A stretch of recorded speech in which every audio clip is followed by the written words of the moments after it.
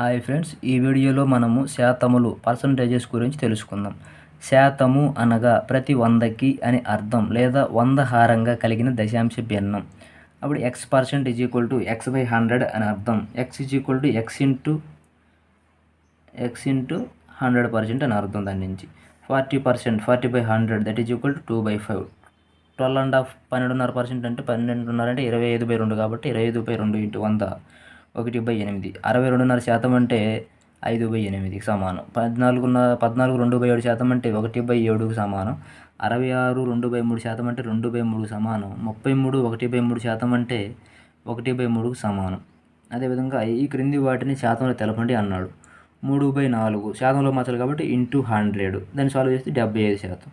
13/20ని శాతంలో మార్చగా 13/20 into 100 65%. 5/8 into 100 6 1/2%. అదేవిధంగా 150లో 40% విలువ ఎంత అని అడిగాడు అనుకో. 150 into 40/100 that is equal to 60 అనమాట. 240లో 33 1/3% విలువ ఎంత అని అడిగాడంటే 240 ఇంటూ 100/300 ఈజ్ ఈక్వల్ టు 80.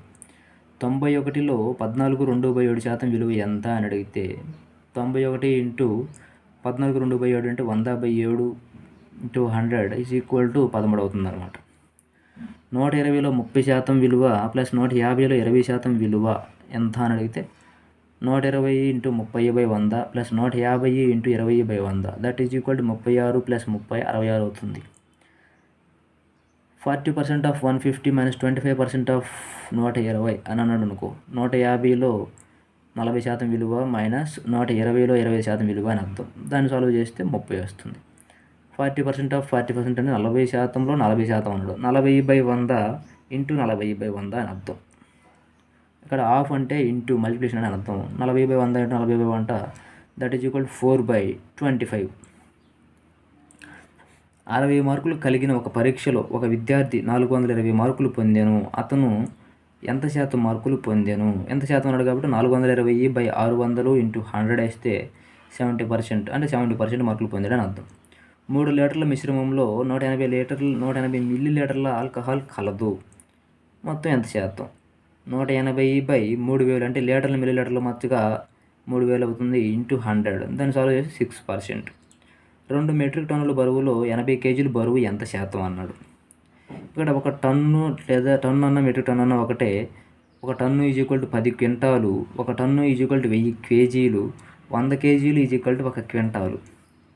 అప్పుడు 2 మెట్రిక్ టన్నుల బరువులో 80 కేజీలు అన్నారు కాబట్టి 80/2000 ఇంటూ 100 దట్ ఈజ్ ఈక్వల్ 4%. ఒక సంఖ్య 40లో 12 అనే సంఖ్య ఎంత శాతం? ఒక సంఖ్య 40లో 12 అనేది 40లో 12 అన్నాడు కాబట్టి 12/40 ఇంటూ 100. అదేవిధంగా ఒక తరగతిలో 120 మంది కలరు, 90 మంది పాస్ అయిన ఫెయిల్ అయిన వారు 30 మంది బై టోటల్ 130 ఇంటూ 100 25% ఫెయిల్ అయినట్టు అనమాట. అదేవిధంగా పాస్ అయిన వారి పర్సెంటేజ్ అంటే 90/120 ఇంటూ 100. ఒక తరగతిలో 160 మంది కలరు, 70% మంది పాస్ అయ్యారు. అయినా పాస్ అయిన వారు ఎంతమంది? 160 మంది ఇంటూ 70/100 వేసాం. దట్ ఈజ్ ఈక్వల్ 112 మంది పాస్ అయ్యారు. ఒక గ్రామం యొక్క జనాభా 4000. వారిలో 62.5% అక్షరాస్యులు. అయిన అక్షరాస్యులు ఎంతమంది అన్నాడు. టోటల్ వచ్చేసరికి 4000 62.5 అంటే 125/2 కాబట్టి పర్సంటేజ్ కాబట్టి 125/200 ఈజ్ ఈక్వల్ టు 2500 మంది. ఒక పండ్ల వ్యాపారి వద్ద 600 పండ్లు కలవు. అతను 62 2/3% అమ్మెను. అయినా మిగిలినవి ఎన్ని? 600 పండ్లు ఉన్నాయి. 100/300 ఇంటూ 200. అక్కడ ఏమన్నాడు? 62 2/3% అమ్మాడు కాబట్టి 62 2/3 అంటే 3 60లు 180 198 200/3 అనమాట. 200/3 వస్తుంది. దాంట్లో నుంచి 100లో నుంచి దాన్ని తీసేస్తే 100/3 వస్తుంది. అంటే ఇంక మిగిలినవి కదా అడిగాడు.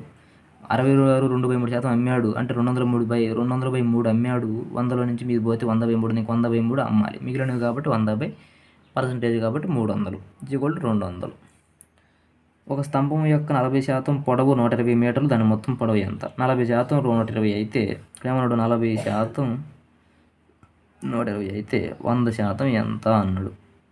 100/40 ఇంటూ 120 ఈజ్ ఈక్వల్ టు 300. ఒక తరగతిలో 60% మంది బాలికల సంఖ్య 60% మంది బాలురు, అదేవిధంగా బాలుడు వచ్చేసరికి 80 మంది. అయినా మొత్తం విద్యార్థుల సంఖ్య ఎంత అన్నాడు.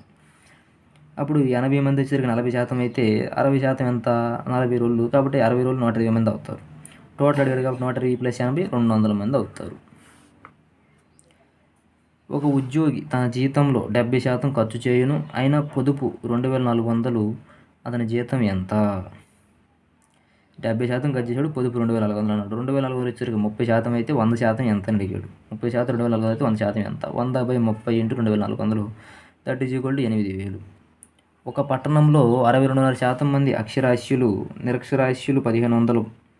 62.5 మంది అక్షరాస్యులు అయితే మిగిలినంత 37.5 నిరక్షరాస్యులు. అయితే మొత్తం జనాభా 100% ఎంత? 37.5 1500 అయితే 100% ఎంత? ఒక తరగతిలో 60% మంది బాలురు కలరు. బాలికల కన్నా 60 మంది ఎక్కువ. అయినా మొత్తం విద్యార్థుల సంఖ్య ఎంత? అప్పుడు 60% - 40% ఈజ్ ఈక్వల్ టు 20%. అంటే ఈ రెండు డిఫరెన్స్ 60 కదా. బాలికల కన్నా 60 మంది ఎక్కువ అన్నాడు. కాబట్టి బాలురు శాతం వచ్చేసరికి 60%, బాలికల శాతం 40% కదా. ఈ రెండింటి మధ్య డిఫరెన్స్ వచ్చేసరికి ఈ 60కి ఈక్వల్. అంటే 60 - 40% ఈజ్ ఈక్వల్ టు 20%.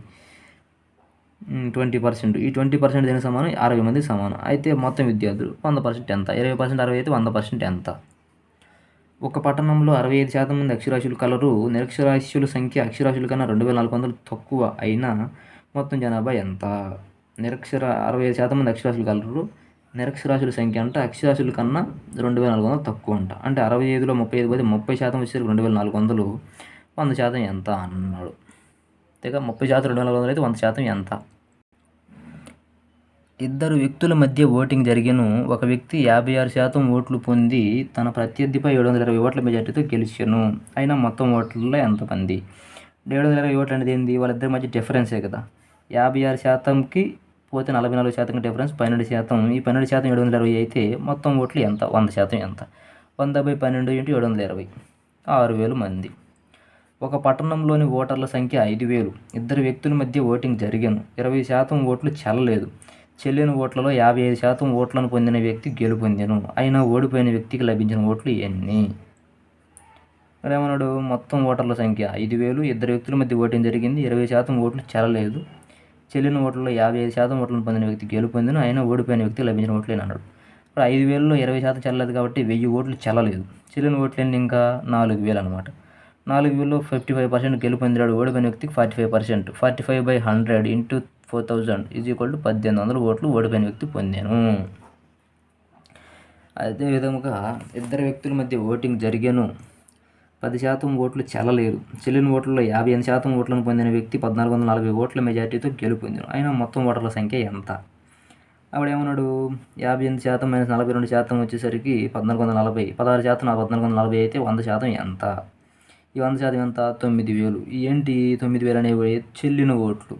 ఇంకా 90% ఇది 90% అనమాట. ఇంకా 10% ఓట్లు చెల్లలేదు కదా. చెల్లిన ఓట్లు ఇవి 90% చెల్లిన ఓట్లు అవుతాయి.